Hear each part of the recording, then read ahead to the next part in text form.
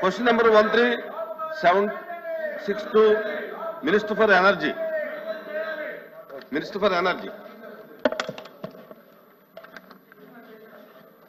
Sir, మొదటి ప్రశ్నకు సమాధానం అవునండి. రెండో ప్రశ్నకి సమాధానం లేదండి. అయితే 25/10/2024 అదేవిధంగా 29/11/2024 తేదీల గల గౌరవ ఏపీఆర్సీ ఉత్తర్వుల ప్రకారం ఇంధనం మరియు విద్యుత్ కొనుగోలు వ్యవసాయ సర్దుబాటు FPPA మొత్తాన్ని 2022-23 ఆర్థిక సంవత్సరం మరియు 2023-24 ఆర్థిక సంవత్సరానికి సంబంధించిన 2024 జూన్ తర్వాత ఏపీ డిస్కమ్లు విద్యుత్ వినియోగానికి సంబంధించిన వినియోగదారుల నుంచి రికవరీ చేయడానికి ఆదేశించబడినది. మూడో ప్రశ్న సమాధానం ఈ ప్రశ్న ఉత్పన్నం కాదండి.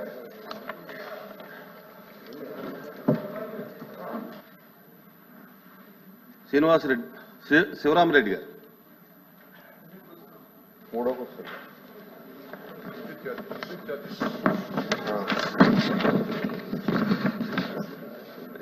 అధ్యక్ష, ఫస్ట్ క్వశ్చన్ అయిపోయిందండి.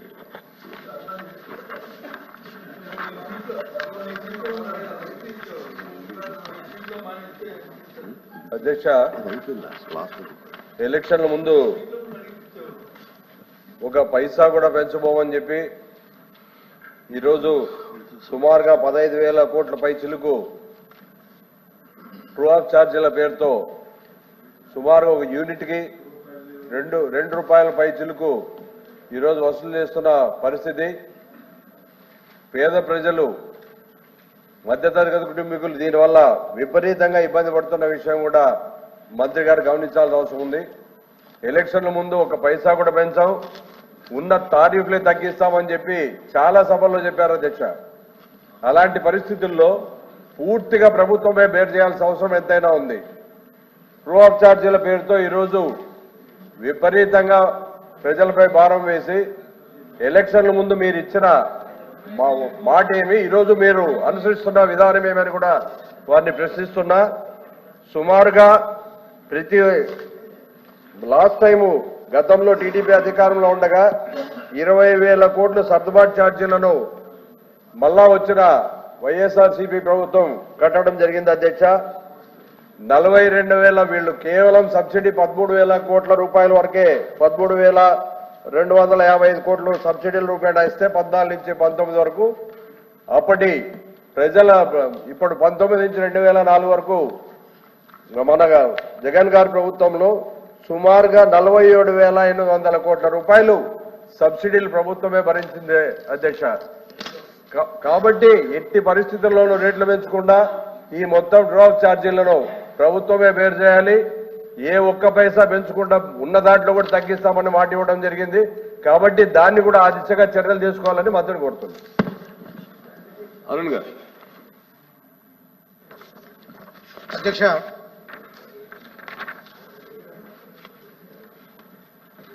ఎన్నికల హామీలో ఎటువంటి విద్యుత్ ఛార్జీలు పెంచమని చెప్పి పదే పదే తెలుగుదేశం పార్టీ వారు అనేక విధాలుగా ప్రచారం చేశారు అధ్యక్ష.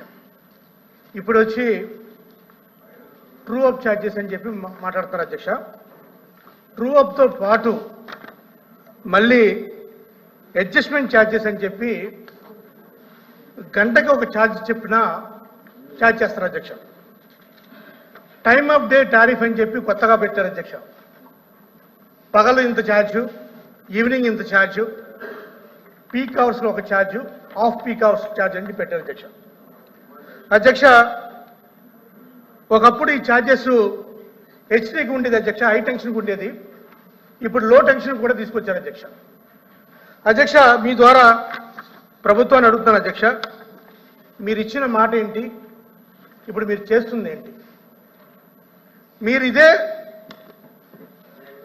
పాచి అంతకుముందు మళ్ళీ మాట్లాడితే ఏమంటారు అధ్యక్ష, మళ్ళీ అదానీ సెకి ఒప్పందం రద్దు, హైకోర్టుకి వెళ్ళటం ఇవన్నీ చెప్తారు అధ్యక్ష.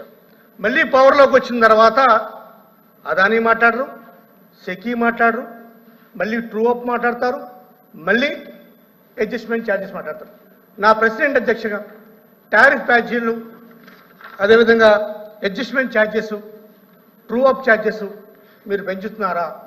పెంచుతుంటే మీరు మాట తప్పినట్టు కాదా అనేది నేను ఆ ప్రశ్న అధ్యక్ష. థ్యాంక్ యూ అధ్యక్ష. రవిబాబు గారు. ఎన్నికల సందర్భంలో తెలుగుదేశం పార్టీ విశాఖపట్నంలో పులివెందులలో ఒక విజన్ డాక్యుమెంటరీ రిలీజ్ చేశారు అధ్యక్ష. ఆ డాక్యుమెంటరీలో చాలా స్పష్టంగా చెప్పారు, ప్రభుత్వం అధికారంలోకి వస్తే విద్యుత్ ఛార్జీలు ₹1 కూడా పెంచబోము, గాలి ద్వారా వాటర్ ద్వారా విద్యుత్తుని ఉత్పత్తి చేసి మీ ఇంట్లోనే మీరు విద్యుత్తుని ఉత్పత్తి చేసే విధంగా ప్రభుత్వం ప్రణాళికలు చేస్తుందని చాలా స్పష్టంగా రాష్ట్రమంతా తిరిగి చంద్రబాబు నాయుడు గారు ప్రచారం చేశారు అధ్యక్ష. అది ఎన్నికల హామీ. అది అధికారంలోకి వచ్చిన తర్వాత ఇప్పటికీ 2 సార్లు ట్రూ అప్ ఛార్జీల పేర రాష్ట్రంలో ప్రజానీకమైన 15,000 కోట్ల పైచిలకు అధికమైనటువంటి భారాన్ని మోపుతున్నారు అధ్యక్ష. ఎన్నికల సందర్భంలో మీరు ఇచ్చినటువంటి హామీ ఏమిటి? ఎన్నికలు అయిపోయిన వెంటనే అధికారంలోకి వచ్చిన తర్వాత ఇచ్చిన మాట విస్మరించి రాష్ట్ర ప్రజానీకమైన ఇలాంటి భారం మోపడం ఎంతవరకు సమంజసం? మీరు ఇచ్చినటువంటి మాట మీద మీరు నిలబడుతున్నారా లేదా రాష్ట్ర ప్రజానీకమైన ఎందుకు ఇంత భారం వేస్తున్నారు? దీనికి సమాధానం చెప్పాల్సినటువంటి బాధ్యత ప్రభుత్వమే ఉంది అధ్యక్ష. థ్యాంక్ యూ అధ్యక్ష. మినిస్టర్ గారు.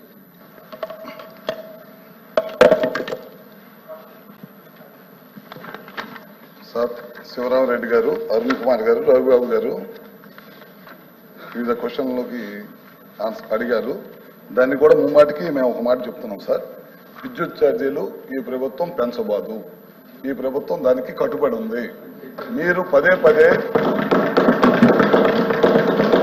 సత్యదూరమైన మాటలు చెప్పి ప్రజల్ని మేమేదో విద్యుత్ ఛార్జీలు పెంచామనే సత్యదూరమైన మాటలు ప్రజల్లోకి తీసుకెళ్లే ప్రయత్నం గత కౌన్సిల్లో కూడా చేశారు, మళ్ళీ ఇప్పుడు చేశారు. ప్రపంచంలో ఎక్కడ లేని విధంగా వీళ్ళు పెంచిన విద్యుత్ ఛార్జీలకి వీళ్ళే ధర్నాకి పిలుపునివ్వటం, అదేవిధంగా వీళ్ళు పెంచిన విద్యుత్ ఛార్జీలకు వీళ్ళే క్వశ్చన్ వేయటం అనేది ఇదే ప్రక్రియ కొనసాగుతుంది. ప్రజలు తప్పుదాగే ప్రయత్నం చేస్తా ఉన్నారు.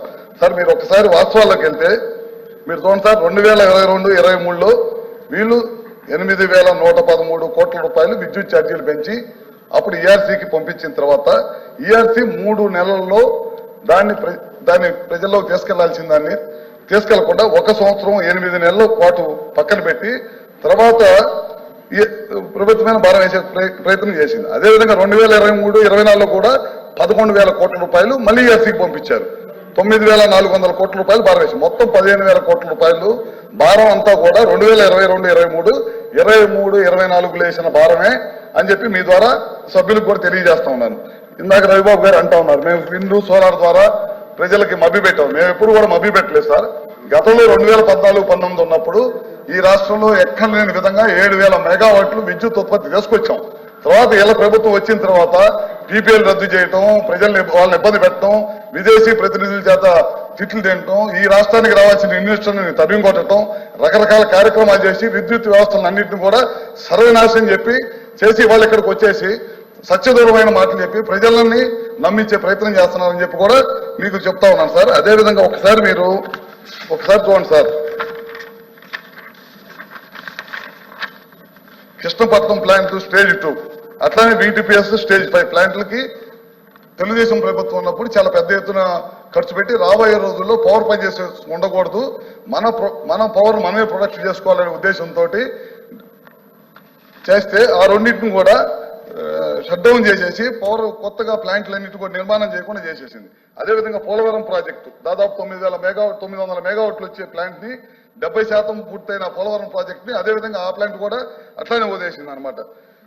దాదాపు విద్యుత్ సంస్థలకు సంబంధించిన డబ్బులన్నింటినీ కూడా బెవరేజ్ కార్పొరేషన్ కి మళ్లీ చిన్న కార్యక్రమం చేసింది. ఇట్లాంటి 1 కాదు 2 కాదు అన్ని కార్యక్రమాలు చేసి విద్యుత్ వ్యవస్థను అన్నింటి కూడా సర్వనాశనం చేసిన విషయాన్ని మీరు ఒకసారి గమనించాలి సార్. ఈ ప్రభుత్వం అధికారంలోకి వచ్చిన తర్వాత పూర్వవైభవం తీసుకురావాలనే ఉద్దేశంతో ఎక్కడ కూడా ప్రజల మీద భారం పడకుండా ఉండాలనే దానికోసం విద్యుత్ కొనుగోలు గతంలో 9 నుంచి 10,000 కోట్ల రూపాయలు ఇవన్నీ షట్ డౌన్ చేసిందే కాకుండా 10,000 కోట్ల రూపాయలు ఖర్చు పెట్టారు ఓన్లీ విద్యుత్ కొనుగోలు మీద, షార్ట్ టర్మ్ పవర్ పర్చేజెస్ మీద. మా ప్రభుత్వం అధికారంలోకి వచ్చిన సంవత్సరంలోనే ఈ 10 నెలల్లోనే 60% విద్యుత్ కొనుగోలు తగ్గించేసి మన జెన్కోని కానీ వీటిని కానీ సమర్థవంతంగా నడిపి ఎక్కలేని విధంగా ఈ 3 నెలల్లో ఎక్కలేని విధంగా పవర్ ప్రొడక్షన్ చేసిన సంగతి వాస్తవం అని చెప్పి కూడా మీ ద్వారా తెలియజేస్తా ఉన్నాను.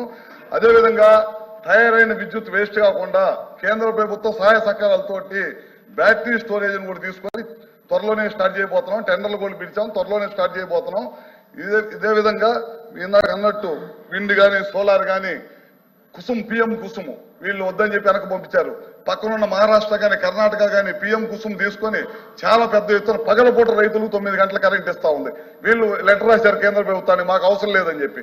ఇవాళ ముఖ్యమంత్రి గారు అధికారంలో చేపట్టిన తర్వాత కూటమి ప్రభుత్వం మేము అమ్మటే కేంద్రానికి లెటర్ రాసి మేము ఈ రాష్ట్ర ప్రభుత్వం పిఎం కుసుమ్ తీసుకుంటామని చెప్పి మొదటి విడతగా 1,00,000 కనెక్షన్లు తీసుకున్నాం. మళ్ళీ లెటర్లు రాసి 2,000 కనెక్షన్లు తీసుకున్నాం, 2 లక్షల కనెక్షన్లు తీసుకున్నాం. ఈ ప్రభుత్వం రైతులకి పగలపూట కరెంట్ ఇవ్వాలి, పొద్దునే 10 నుంచి సాయంత్రం దాకా 9 గంటల కరెంట్ ఇవ్వాలి, పిఎం కుసుమ్ తీసుకోవాలి, తద్వారా ప్రజలకు కరెంట్ ఇవ్వాలనే దానికోసం ఈ ప్రయత్నం చేస్తా ఉన్నాం. ఈ ప్రభుత్వం కట్టుబడి ఉంది. విద్యుత్ ఛార్జీలు పెంచలేదు, పెంచము. మీరు పెంచిన విద్యుత్ ఛార్జీలు మాత్రమే ప్రజల మీద భారం పడింది. ఇది ఇప్పుడు కాదు చెప్తాం, గతంలో కూడా చెప్పాము.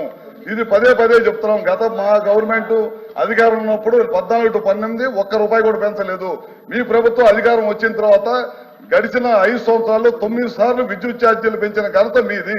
మా ప్రభుత్వం ఎట్టి పరిస్థితులు, మా ముఖ్యమంత్రి గారు కానీ మా కూటమి ప్రభుత్వం కానీ ఎట్టి పరిస్థితుల్లో ₹1 కూడా విద్యుత్ ఛార్జీలు పెంచమని చెప్పి ఈ సభ ద్వారా సభ్యులకి ప్రజలకు కూడా తెలియజేస్తున్నాము. క్వశ్చన్ నెంబర్ క్లారిటీ అయింది. లేదండి కూర్చోండి. వివరంగా చెప్పారు కదండి, విద్యుత్ ఛార్జీలు పెంచమని వివరంగా చెప్పారు. మళ్ళీ దాని మీద ఇది డిస్కషన్ లేదు.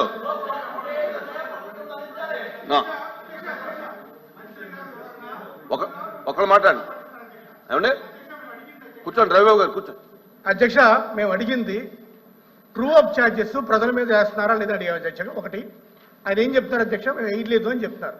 2, అడ్జస్ట్మెంట్ ఛార్జెస్ వేస్తున్నారా లేదంటే ఎటువంటి విద్యుత్ ఛార్జీలు పెంచట్లేదని చెప్తున్నారు అధ్యక్ష.